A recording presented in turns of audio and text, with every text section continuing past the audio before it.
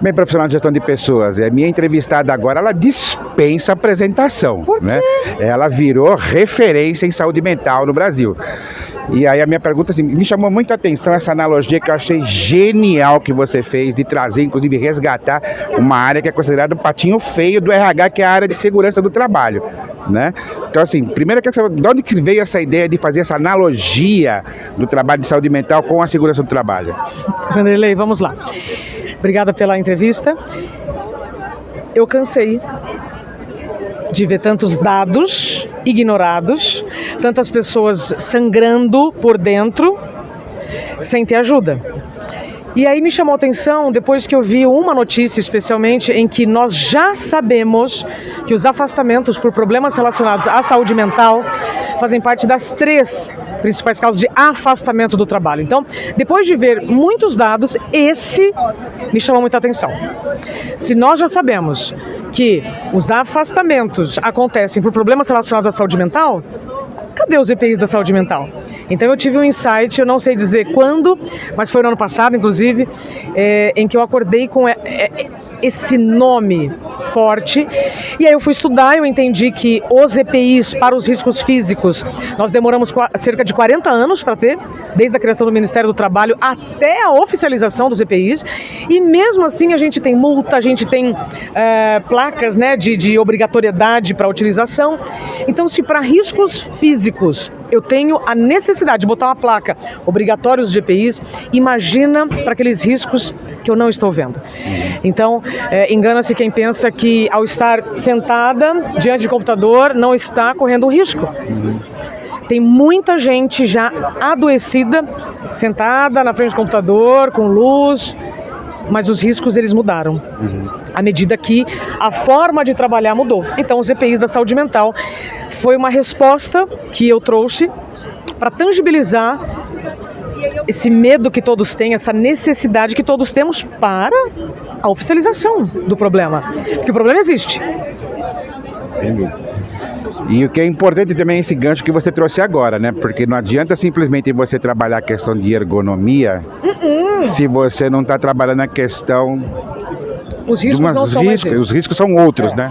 O que eu posso dizer é que eu, como especialista em comunicação, por que eu estou falando sobre isso?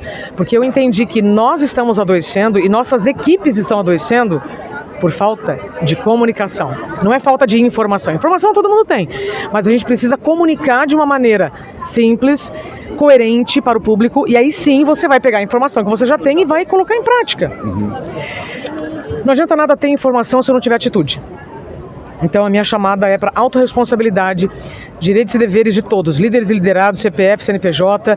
Não dá mais para a gente continuar sem falar de EPIs da saúde mental, porque eu já tenho dados. Então nós não vamos investir tempo falando de tabu nem preconceito. Eu já tenho dados.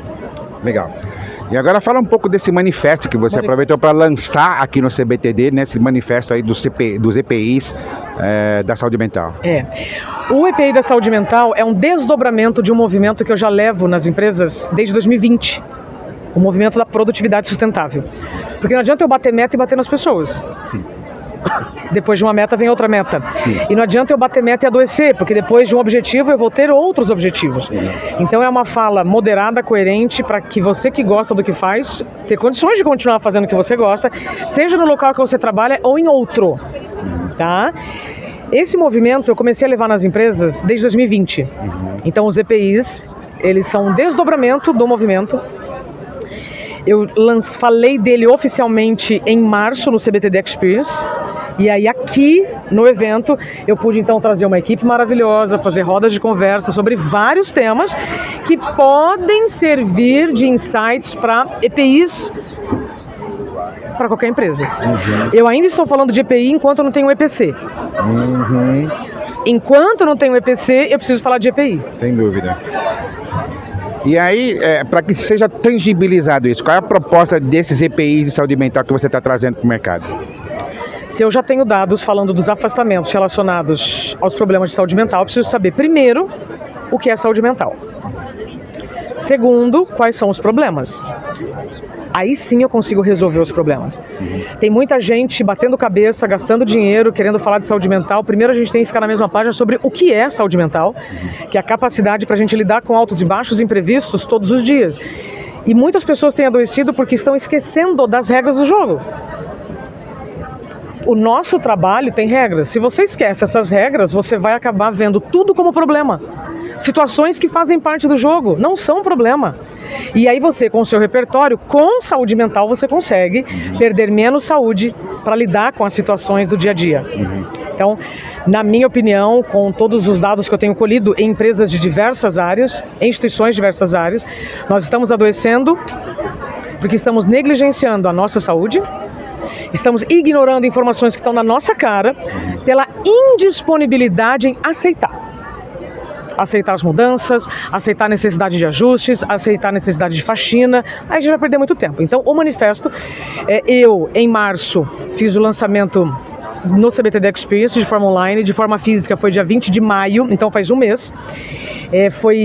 Eu consegui reunir empresas, formadores de opinião. O que eu, Isabela, ganho com isso? Troca de informações e experiências. Assim como um EPI para riscos físicos eu não vou usar numa indústria de carne, uma indústria de papel, eu tenho EPIs distintos, eu tenho alguns que são básicos. Máscara todos nós usamos na pandemia, esse é um EPI.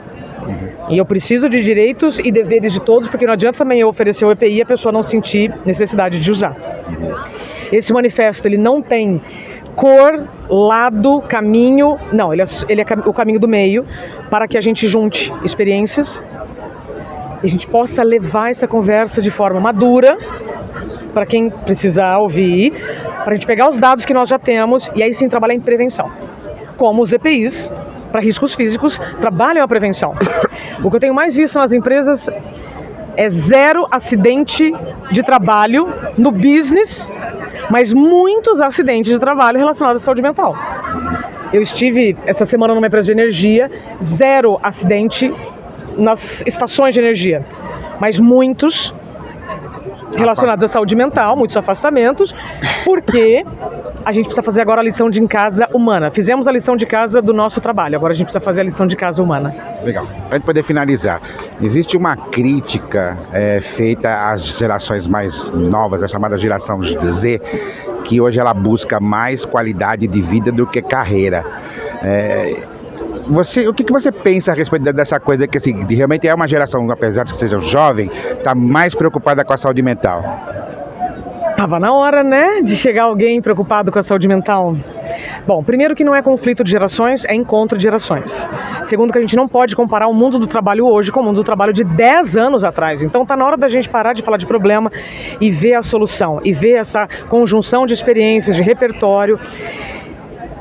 Eu só vejo como ganho uma pessoa se preocupar com a própria saúde. Então, eu acho desnecessário levantar uma discussão sobre a geração mais nova que está preocupada com a saúde mental. Que bom, estava na hora já. Legal, profissional de gestão de pessoas. Você que quiser assinar o manifesto dos EPI da saúde mental, tem o endereço aqui no rodapé aqui da tela. Se inscreva, que vale a pena você investir. Esse é um deles. Tá vendo? Esse aí já é um material que está sendo trabalhado. Também acesse o site da campanha, que realmente é importante a gente trabalhar a saúde mental no trabalho.